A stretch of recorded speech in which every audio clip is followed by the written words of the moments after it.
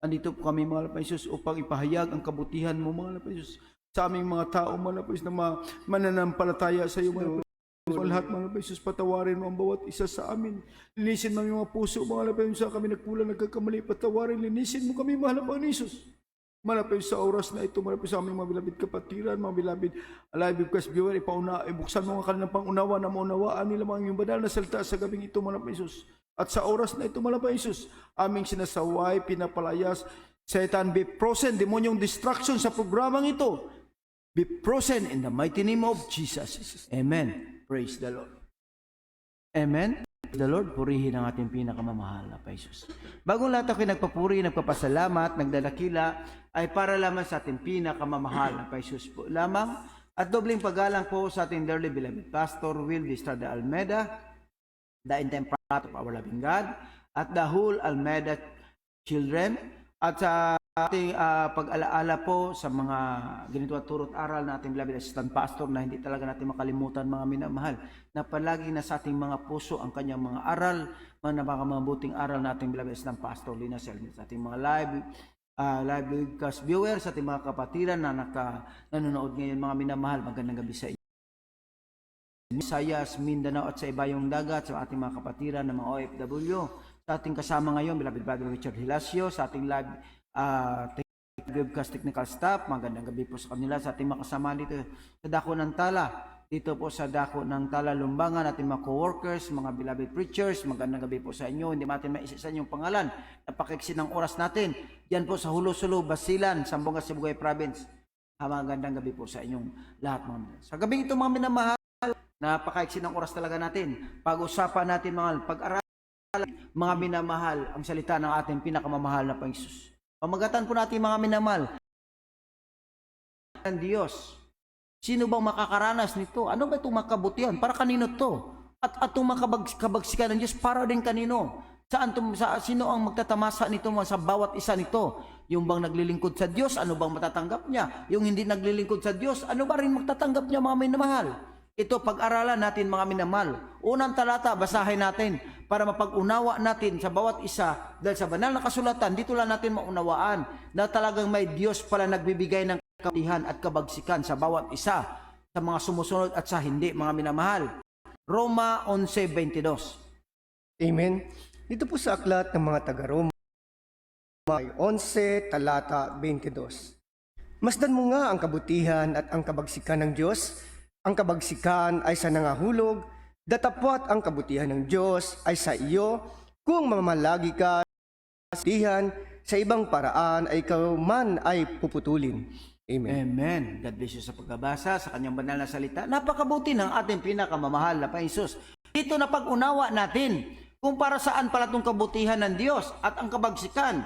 Ang sabi nga sa banal na kasulatan, sa mga taong naglilingkod sa Diyos, na mahal. Sa mga hindi naman naglilingkod sa Diyos, yung hindi mamalagi sila sa kabutihan, sa paglilingkod sa ating mahal na Panginoon Jesus, mayroon din sila matatanggap, mga minamahal. Sabi nga rito, masdan mo nga ang kabutihan at ang kabagsikan ng Diyos. Ang kabagsikan ay sa mga nangahuhulog. Sino ba itong nangahuhulog, mga minamahal? Nung hindi naglilingkod sa Diyos. Nakilala minsan nila ang Diyos, pinagaling ng karamdaman, ngunit sila ay hindi na malagi. Ang sabi pa nga rito, mga minamahal, sa sunod na praise, mga minamahal, ang sabi pa nga rito, datapwat ang kabutihan ng Diyos ay sa iyo kung mamalagi ka sa kanyang kabutihan. Kung mamalagi pala tayo, Jesus, matatanggap natin yung kabutihan ng Diyos, mga minamahal. Ano ba yung kabutihan natin matatanggap na ating pinakamamahal na Jesus? Yung pagagaling mo, babaguhin yung ang buhay mo, mga minamahal. At maalaman mo, pag-iingatan ka ng Diyos, lalo sa panahon na ito, itong mga panahon sa COVID, mga minamahal. Ngunit sabi pala sa last praise, mga minamahal, mayroon dito sa last praise, sa ibang paraay, ikaw man ay puputulin. Pag ikaw pala hindi mamalagi sa kabutihan ng ating pinakamamahal na Panginoon, hindi ka mamalagi na maglingkod, sumunod sa kalooban ng ating mamahal na Panginoon, ikay puputulin. Maalala mo, mga minamahal, katulad mo sa coronavirus. Kita mo yung nagpatotoo kanina, mga minamahal, ibalik lang natin sa nagpatotoo sa ating beloved brother John Villanueva. Mga pamangkin, mga minamahal, kasama sila nagsalo-salo. Ngunit yung anak na kasama sa salo-salo, hindi man lang naanuhan ng Mga minamahal, yung St. Thomas. Hindi man lang nilagnat, hindi man naranasan niya mga bakit? Dahil ang kabutihan ng Diyos nasa kanya dahil naglilingkod siya sa Jesus. Amen. Ngunit sa kanyang mga pinsan, sa kanyang tiyahin mga minamahal, namatay pa yung tiyahin na yung asawa ng kanyang kapatid mga minamahal, namatay pa. Dahil sa coronavirus, positive, mga minamahal. Dahil nga sabi mo dito mga minamahal, sabi pa nga rito, mga minamahal, ang mamalagi ka sa kabutihan ng Diyos. Sa ibang paraan, ikaw ay may puputulin pag hindi ka mamalagi mga minamahal. Pag hindi mo nakilala ang Diyos mga minamahal, puputulin ka. Katulad, pinaraan lang mga minamahal sa coronavirus. Sila'y nawala sa mundong ito mga minamahal. Ngunit yung kanyang pinagpala rin yung kanyang mga pinsan, dahil sila sa mahal na Panginoon Jesus, sila'y pinagaling. Ganon ang Diyos mga minamahal. Matanggap yung kabutihan ng Diyos pag tanggapin mo ang ating pinakamamahal na Jesus. Mga minamahal. Na ang kabagsikan ng Diyos, mga minamahal, andyan talaga mga minamahal sa taong hindi sumusunod sa kalooban ng ating pinakamamahal na Jesus. Katulad dito sa banal na kasulatan, mga minamahal, noong panahon. Sa panahon nila ni Lot mga minamahal, yung asawa ni Lot. Dito mo makita ang kabagsikan ng Diyos sa asawa ni Lot na hindi sumunod sa pinag-uutos ng Diyos, naging haliging asin. Basahin mo na mga minamahal. Genesis 19:26 hanggang 29. Amen. Ito po sa aklat ng Genesis, ang kabanata 19, talata 26 hanggang 29. Datapwat ang asawa ni Lot ay lumingon sa likuran ni Lot at naging haliging asin, at Abraham ay sumampang maaga na kinaumagahan sa dakong kinatayuan niya harap ng Panginoon. At siya'y tumingin sa dakong Sodoma at Gomora at sa buong lupain ng kapatagan at tumanaw, at narito, ang usok ng lupain ay napailang lang na parang usok ng isang hurno. 29. At nangyari na nanggunawin ng Diyos ang mga bayan ng kapatagan na naalala ng Diyos si Abraham, at pinalabas si Lot mula sa gitna ng pinanggunawan nang gunawin ang mga bayan na kinatitirahan ni Lot. Amen. God bless you po sa pagbabasa ating beloved kapatid sa banal na salita ng ating pinakamamahal na Panginoon. Dito natin napagtanto at maunawaan mga minamahal, darating pa lang yung kabagsikan ng Diyos pag hikay hindi sumunod sa pinag-uutos ng Diyos. Ang sabi nga rito, datapwat ang asawa ni Lot ay lumingon sa likuran ni Lot at naging haliging asin. Dahil ipinag-uutos ng ating pinakamamahal na minamahal ng mahal na Jesus kay Amang Abraham, mga minamahal, na puntahan mo sila, ipaalam mo sa kanila na ang Sodoma at Gomora ay gugunawin ng Diyos. Umalis kayo dyan, dahil darating ang kabagsikan ng ating pinakamamahal na Jesus. Sa 6 sila mga minamahal, sa pamilya ni Lot mga minamahal, siya, yung kanyang asawa, 2 niyang anak at 2 asawa ng kanyang mga anak mga minamahal na mga lalaki na taga Sodoma at Gomora. Yung 2 lalaki, hindi talaga sila naniwala. Nagugunawin ang Sodoma at Gomora dahil ganun kasaya doon, mahal. Lahat na ginagawa na doon, mga kalapastanganan, ginagawa inom ng babae, nag-inom, naglalasing, nagsusugal, lahat na ginagawa niya. Kaya sa kanila. Ngunit nung pinaalalahanan sila mga minamahal, ang sabi ng mahal na Panginoon kay Abraham, mga minamahal, papuntahan mo si Lot at sabihin mo, nagugunawin ko na, lumabas sila. Sa 6 sila mga minamahal, unang naniniwala doon, yung manugang ni Lot, yung 2 lalaki, hindi nila sumama. Sa 4 na tira mga minamahal, yung si Lot mga minamahal, yung asawa ni Lot, sinabihan siya na wag kang lumingon pag tayo naglalakad na paalis sa bayan ng Sodoma at Gomora. Ngunit dahil siya matigas ang kanyang ulo, sa katigasan ng kanyang ulo, dahil siguro napag-unawa niya, kawawa yung aking mga anak, mawalan na ng asawa na lalaki. Ito, 2 pa man to, anong papuntahan namin sa aming pupuntahan doon? At nilingon ba kaya niya ang kanilang mga ari-arian sa Sodoma at Gomora? Kaya paglingon niya mga minamahal, naging haliging asin siya dahil hindi siya sumunod sa ipinag-uutos ng ating pinakamamahal na Jesus. Pagsikan ng Diyos, ipinakita kaagad ng ating pinakamamahal na Jesus. Kailangan sa tao mga minamahal, pag alam mo na andyan na, parating na talaga ang kabagsikan ng Diyos, pag mayroong magpaalala, sumunod ka, mga minamahal. Kaya mga minamahal doon, kaya si Amang Abraham, pinaano sa kanya, at nakita ni Amang Abraham mga minamahal, kung paano gunawin ang Sodoma at Gomora. Dahil ang sabi pa nga, mga minamahal, bago gunawin ang Sodoma at Gomora, mga pinalam kay Abraham. Ngunit nakikiusap si Amang Abraham. Ang sabi pa nga niya, kung mayroong bang 50 na mananampalata, gunawin mo ba? Wala. Ang sabi niya, 45. Kung mayroong mananampalataya, gugunawin mo ba? Ang Panginoon, hindi talaga niya gugunawin kung mayroong ganong karami. Para maintindihan natin, mga minamahal, dahil tamaan ng Sodoma at Gomora ay umapaw na. Umabot na hanggang langit, mga minamahal. Kaya ipinagunaw ng ating gugunawin ng ating mahal na Panginoon. Basahin natin Genesis 18:22 hanggang 32, mga minamahal, para ating maunawaan kung paano. Amen. Ito po sa aklat ng Genesis, ang kabanata ay 18, tala 22 hanggang 32. At ang mga lalaki ay nagsilayo roon at nagsitungo sa Sodoma. Datapwat Abraham ay nakatayo pa sa harapan ng Panginoon. At lumapit si Abraham at nagsabi, ang mga banal ba ay iyong lilipuning kasama ng mga masama?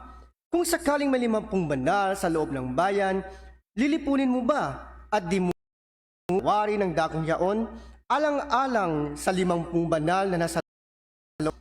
Malayo nawa sa iyo ang paggawa ng ganito, na ang banal ay iyong patayin kasama ng masama. Ano pat ang banal ay mapara sa masama, malayo nawa ito sa iyo. Di ba gagawa na matuwid ang hukom ng buong lupa? At sinabi ng Panginoon, ako sa Sodoma ng 50 banal sa loob ng bayan, patatawarin ko ang buong dakong yaon alang-alang sa kanila. At si Abraham at nagsabi, narito, ngayon nang has akong magsalita sa Panginoon, akong alabok at abo lamang. Kung sakaling magkukulang ng 5 sa 50 banal, lilipunin mo ba dahil sa 5 kulang ang buong bayan? At sinabi niya, hindi ko lilipunin kung makasumpong ako roon ng 45. At siya'y muling nagsalita pa sa kanya at nagsabi, marahil ay pungan 40. At sinabi niya, hindi ko gagawin alang-alang. At sinabi niya, wag magalit ang Panginoon at ako'y magsasalita kung sakaling may masusumpungan doong 30. Sabi niya, hindi ko gagawin kung makakasumpong ako roon ng 30. At kanyang sinabi, narito ngayon, ako'y nangahas na magsalita sa Panginoon kung may masusumpungan doong 20. At sinabi niya, hindi ko lilipunin alang-alang sa 20. 32. At sinabi niya, huwag magalit ang Panginoon at magsasalita na lamang akong minsan kung sakaling may masusumpungan doong 10. At sinabi niya, hindi ko lilipunin alang-alang sa 10. Amen. Napakagandang talata. Dito natin mapag-unawa, mga minamahal, na ang kabagsikan at ang kabutihan at kabagsikan ng Diyos, mga minamahal, ay mapag-unawa natin, ang kabutihan ay para doon sa mga banal na sumasampalataya sa ating pinakamamahal na Jesus. Ang kabagsikan pala, mga minamahal, doon sa gumagawa ng masama. Sabi pa nga ni Amang Abraham, kung may 50, hindi ko lilipulin, sabi ng mahal na Panginoon. Hindi ko lilipon, 45. Hindi pa rin, mga minamahal, hanggang dumating, mga minamahal, sa 20. Dahil alam ng mahal na Panginoon Jesus, mga Panginoon, mga minamahal, na doon sa bayan ng Sodoma at Gomora, ang pamilya lang talaga ni Lot ang matuwid doon, ang mga banal, dahil siya sa lahi ni Abraham. Ilan lang, isang pamilya lang, mga minamahal, 4 lang sila nananampalataya. Yung isa, nagdalawang isip pa sa kanyang pananampalataya, ang asawa ni Lot. Kaya 3 na lang sila, mga minamahal, na sumpungan, na sumunod sa kalooban ng Diyos, mga minamahal. Kaya sila ni Lot, mga minamahal, hindi nila naranasan yung kabagsikan ng Diyos, kundi ang kabutihan. Dahil sila pinag-ingatan ng pag-unawa natin, pag naranasan mo ng kabutihan ng Diyos, huwag ka magdalawang isip. Yung lilingon ka pa sa kayamanan mo, mga minamahal, lilingon pa ka sa mga ari-arian mo, mga sa pamilya mo. Kung malalaman mo andyan na ang kabagsikan ng Diyos at pinaalala na lilisanin ang lugar na ito, lililisan ka talaga. Dahil pag hindi ka lumisan at lilingunin mo pa, mga minamahal, ay mapapahamak ka. Kaya, mga minamahal, walang lingunan. Itong paglilingkod natin, walang lingunan. Pag nakilala mo ang Diyos na naranasan mong kanyang kabutihan, huwag nating lumingon. Kaya, mga minamahal, dito natin mapag-unawa na ang kabutihan ng Diyos magbibigay liwanag sa atin. na naglilingkod sa ating pinakamamahal na Panginoon. Ito ang dapat gawin ng Kristiyano, mga minamahal. Tayo ay lalakad sa liwanag para sa kabutihan ng Diyos ay ating nasaan, mga minamahal. Maranasan natin, mga minamahal, at makamtan natin ang kabutihan ng Diyos pag tayo ay lalakad sa liwanag, hindi sa kasamaan, hindi sa kadiliman, mga minamahal. Basahin natin unang Juan 1:7. Amen. Dito po sa ang unang sulat ni Juan, Kabanata 1, talata 7. Ngunit kung tayo nagsisilakad sa liwanag, na gaya niyang nasa liwanag, ay may pakikisama tayo sa isa't isa at nililinis tayo ng dugo ni Jesus na kanyang anak sa lahat ng kasalanan. Amen. Amen. Napakagandang talata, mga. Dito natin mapag-unawa sa ating mga live webcast video. Talaga pala, pag lumakad tayo sa liwanag, ang ating mahal, pag tinanggap ang ating pinakamamahal na Panginoon, siya pala maglilinis na ating mga dugo na umagos doon sa krus ng Kalbaryo. Siya ang maglilinis ng ating mga kasalanan. Patatawarin tayo ng ating mahal na Panginoon at lalakad tayo sa liwanagan. Ang sabi pa nga rito, mga minamahal, pag tayo lumalakad sa kaliwanagan, mga minamahal, hindi natin maranasan yung kabagsikan ng Diyos, kundi ang kabutihan ng Diyos ang maranasan natin. Amen. Ngunit kung tayo'y magsilakad sa liwanag, na gaya niyang nasa liwanag. Sino ba nasa liwanag? Ang ating mahal na Panginoon Hesus. Nasa liwanag siya, kaya tayo tumanggap. Inari natin siya ang Diyos at makapangyarihan ng Diyos sa ating buhay. Ang sabi pa nga rito, mga minamahal, ay may pakisama tayo sa isa't isa. Ilinis tayo ng dugo ni Hesus sa kanyang anak na sa lahat ng kasalanan. Kaya pala, mga minamahal, nilinis na ng mahal na Panginoon Hesus ang ating mga kasalanan sa ating mga kapatiran na naglilingkod na sa Diyos. Walang urungan to. Dahil pag umurong ka sa paglilingkod sa ating pinakamamahal na Panginoon Hesus, maranasan mo yung kabagsikan ng Diyos. Gusto mong kabutihan ng Diyos? Patuloy tayong maglilingkod sa ating pinakamamahal na Panginoon Hesus. Bakit po? Dahil dito, maliliwanagan tayo. Nilinis na tayo ng dugo ni Kristo. Doon tayo nagkaroon ng liwanag. Yung ating kasalanan, pinatawad sa dugo ng ating mahal na Panginoon Hesus. Ang sabi sa banal na kasulatan, mga minamahal, ha? Dahil ang sabi pa nga rito, mga minamahal, pag lumakad ka sa kaliwanagan, ay magbubunga ito ng kabutihan. Pag nasa liwanag ka na ba, magbubunga ito ng kabutihan, mga minamahal. Nakita mo, tinanggap ang ating mahal na Panginoon Hesus. Siya mula sa liwanag, tinanggap mo siya. Maranasan mong kabutihan at yung mga pagpapala, mga minamahal, yung biyaya ng Diyos. Ano ba yung mga biyaya ng Diyos? Yung kabutihan, yung paggagalingin ng iyong karamdaman. Pagbabago na yung buhay, oras na nasasakuna ka, mga minamahal, sa mga kapahamakan, iingatan ka ng Diyos. Mga minamahal, o basahin natin, mga Efeso 5:9. Amen. Dito po sa aklat ng mga taga-Efeso, Kabanata 2, talata 9. Sapagkat ang bunga ng kaliwanag ay nabubuo ng kabutihan at katwiran at katotohanan. Amen. Napakagandang talata, mga minamahal. Dito natin mapag-unawa na ito pala, pag palagi tayo nagbabasa ng banal na kasulatan, maunawaan natin. At dahil ito salita ng Diyos, ito ay magbibigay buhay sa atin, ito ang magpapalakas yung salita ng Diyos. Minsan nang lupaypay ka na, nanghihina ka na. Minsan yung kapitbahay mo may coronavirus, natatakot ka, mga minamahal. Pero pag magbasa ka ng kasulatan, dito mo mapagtanto at mapag-unawa, magbibigay sa lakas sa iyo, mga minamahal. Dahil ang salita ng ating pinakamamahal ay magbibigay buhay. Palagi mong madadama ang presensya ng Diyos ngayon, mga minamahal. Pag nagbabasa ka, mga minamahal, pag kunting puri mo lang, awit mo lang, mga minamahal, aawitan mo ang Diyos, madadama mo po. Dahil dito, ipanapaunawa ng Diyos. Ang sabi pa nga dito, mga minamahal, sa taga-Efeso, mga minamahal, ang kabanata 5, ang talata 9, sapagkat ang bunga ng kaliwanagan ay nabubuo ng kabutihan at katwiran at katotohanan. Ha? Pag natanggap pala natin ang liwanag, mga minamahal, sa ating pinakamamahal na Panginoon Hesus, matatanggap natin, mga minamahal, matatanggap natin kabutihan. Ano ba yung kabutihan ng Diyos? Pinagaling ating karamdaman. Doon tayo. Minsan, ang mga Kristiyano, mga minamahal, ha?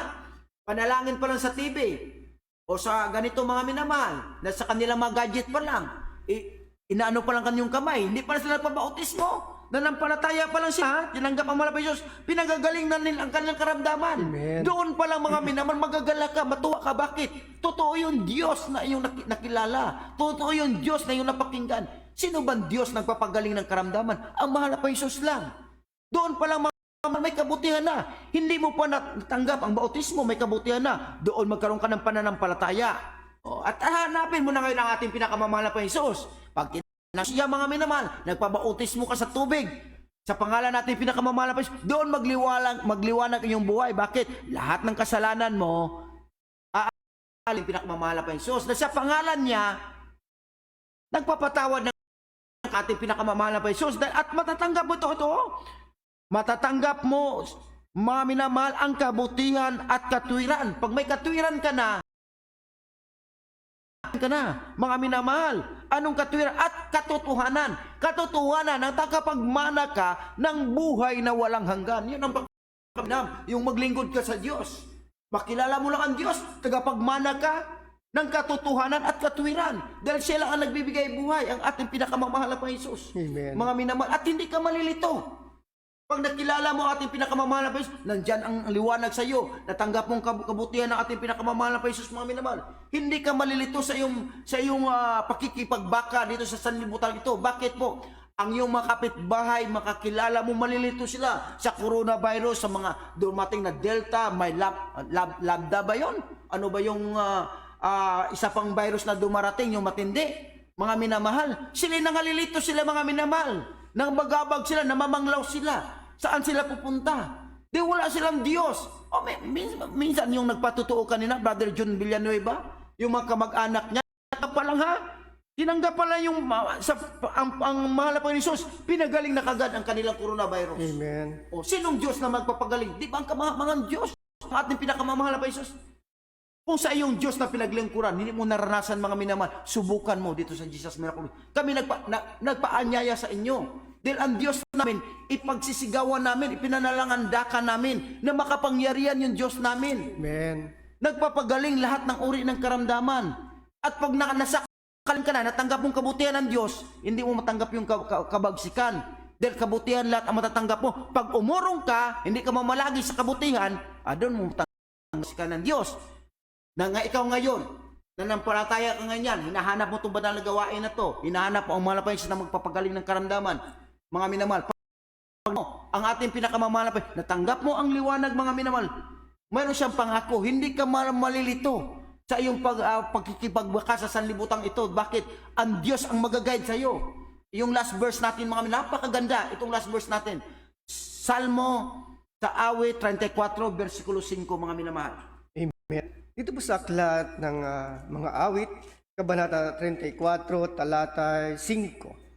Sila'y nagsitingin sa kanya, nangaliwanagan, at ang kanilang mukha ay hindi malilito kailanman. Amen. Ang Diyos magpala ng kanyang banal na salita. Biro mo yung manan, nakatutok ka lang, nagtitingin ka lang sa ating pinakamamahal na Panginoon. Dahil natanggap mo ng kabutihan, pinagaling na yung palagi, nakasentro, nakapokus ka sa ating pinakamamahal na Panginoon. Ang sabi pa nga rito, ito yung pangako ng Diyos, mga minamahal. Pag ikay nakasentro, titig mo sa ating pinakamamahal na Panginoon, dumating man yung masakuna, dumating man yung mga problema, lahat ng virus, dumarating mga minamahal. Pero, payapa ka, hindi ka dahil nakatingin ka, nakapokus ka sa ating pinakamamahal na Panginoon. Dahil alam mo, ang Diyos na magpapagaling, ang Diyos na mahabagi ng ating pinakamamahal na Panginoon. Sabi pa nga rito mga minamahal, sila'y nagsitingin sa Kanya at nangaliwanagan. Biro mo yan, nakatutok ka sa mga minamahal, na may Diyos na magpapagaling ng karamdaman, may Diyos magbibigay buhay na walang hanggan. Biro mo naman minamahal, sa last phrase, maliwanag, at ang kanilang mukha ay hindi malilito kailanman. Hindi ka malilito ngayon mahal. Payapa ka mamumuhay, payapa ka nakikipagbaka mga minamahal, lumakad man ka, umalis sa iyong bahay, payapa ka. Bakit po mga minamahal? Hindi ka malilito, hindi ka tulad ng iba. Takot silang lumabas, baka maanuhan sila ng Delta virus. Pero ikaw anak ng Diyos, alam mo ang Diyos nagpapagaling mga minamahal. Hindi ito, mga minamahal. Bakit? Alam mo mga minamahal, iingatan ka ng Diyos. Huwag ka lang magpabay. Face mask ka pa rin mga minamahal. Dahil yun ang protocol mga minamahal. Dala pa rin ka ng alcohol. Kumbaga, pang impact pa rin. Yan utos din ng mga minamahal. Sabi mo na mayroon ka ng Diyos, mag-iingat sa iyo, pabaya ka rin. Ano ka sa minamahal? Hindi rin malugod sa iyo ang Diyos. Sabi naman, ingatan mo ang templo ng Diyos yan. Mag-iingat pa rin mga minamahal. Kahit alam mo may Diyos mag-iingat sa iyo, huwag ka namang lakad ka lang na lakad doon sa maraming tao. Hindi naman kailangan mga minamahal. Kung hindi, lakad ka. Kung may trabaho ka lang, may bibilin ka, yun lang mga minamahal. Iingatan ka ng Diyos. Hindi kayo sabi mo, ang Diyos ko ay nagpapagaling, yung Diyos ko ay nag-iingat.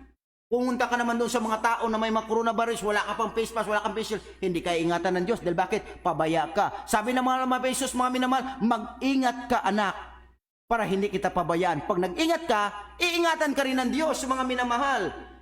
Ang Diyos natin na atin nakilala. Kaya sa live, mga ating mga live webcast viewer, gusto niyong pag-iingat, itong pangako ng Diyos, itong mga minamahal, kung gusto niyo matanggap ito, sabi pa, sila'y at naliwanagan, at kaniyang muka ay hindi malito magkailan pa man. Hindi tayo malilito. Panatag ka, payapa ka maglilingkod, payata ka mamumuhay, payapa ka mag-aantay sa pagbalik ng pinakamamahal na Panginoon, mga minamahal. Kasi sana'y naintindihan niyo mga minamahal, ang ating pinag-aralan ngayon, ang kabagsikan ng Diyos ay para sa taong hindi sumusunod sa ng Diyos, mga minamahal. Ang kabutihan ng Diyos ay para sa mga taong naliwanagan at at sumunod-sunod sa kalooban ng ating pinakamamahal na Panginoon. Sa ating mga live webcast viewer, sa oras na ito, mga minamahal, sana naintindihan ninyo. Kung gusto nyo kagalingan, mga minamahal, tanggapin nyo ang ating pinakamamahal na Panginoon. Ito mapanalangin na ito, mga minamahal. Opo, dakila mapagpala naming Ama, Diyos na makapangyarihan sa lahat. Mahal na Panginoon, marami po salamat sa iyong banal na salita, laki na pakinggan sa gabi ito.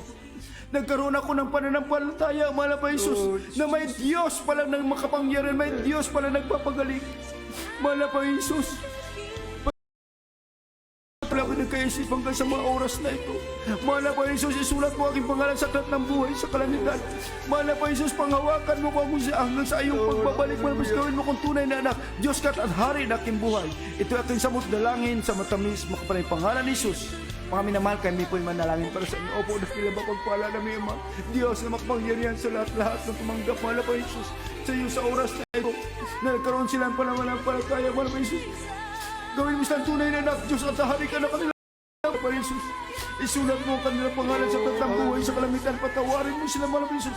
Panghawakan mo sila hanggang sa iyong pagbabalik, mahal na Panginoon. Maging tunay mo silang anak, Diyos ka at hari sa kanilang buhay. Ito aming samot dalangin sa matamis, makapanay pangalan ni Jesus, in the mighty name of Jesus. Mga minamahal, kung ano yung karamdaman ngayon, sumampalataya kayo na ang Diyos na ating kinatawagan ay makapangyarihan. Sa lahat tayo manalangin, magsisimula tayo mga minamahal, manalangin tayo sa aming nakamamahal na Jesus. Opo, dakila mapagpala namin ang mga Diyos na makapangyarihan sa lahat aming pinakamamahal na Jesus. Sa pangunang panalangin namin, beloved Pastor Willis, na dahil sa oras na ito, mahal na Jesus, ano man makaramdaman naming malabib kas viewer, ano man kanilang problema sa aming makapatiran sa oras na ito, mahal na Jesus, ang kanilang makaramdaman, mga Jesus, pa, ikaw magpagaling, maghimala sa pamarahan, bago ang lahat ng ipatawarin mo ang bawat isa sa amin, linisin mo may mga puso, mahal na Jesus, saan kami nagkulang, nagkakamali, ito'y aming samot dalangin sa pangalan ni Jesus, in the mighty name of Jesus. Mga minamahal, kung kayo may karamdaman, ang kaliwang kamay sa inyong parting katawan na may karamdaman, ang kanan sa inyong mga gadget, mga minamahal. Isipin ninyo ang ating beloved pastor ang naglihan sa inyo po mga minamahal. Tayo ating palayasin yan mga minamahal, ang lahat ng uri ng karamdaman, problema, palayasin natin yan. Opo, dakila mapagpala naming Ama, Diyos makapanayan sa lahat sa unang panalangin aming beloved pastor, lahat ng uri ng karamdaman ng aming live webcast viewer sa aming mga kapatiran sa oras na ito. Mahal na Jesus, mula ulo hanggang talampakan, TB, leukemia, diabetes, coronavirus, delta virus, mahal na Jesus, diabetes, leprosy, sinapalayas sa pangalan ni Jesus. Be healed in the mighty name of Jesus. Lahat ng problema, solved in the mighty name of Jesus. Be solved in the mighty name of Jesus. Be healed in the blood of Jesus. Amen. Praise the Lord. Mga minamahal,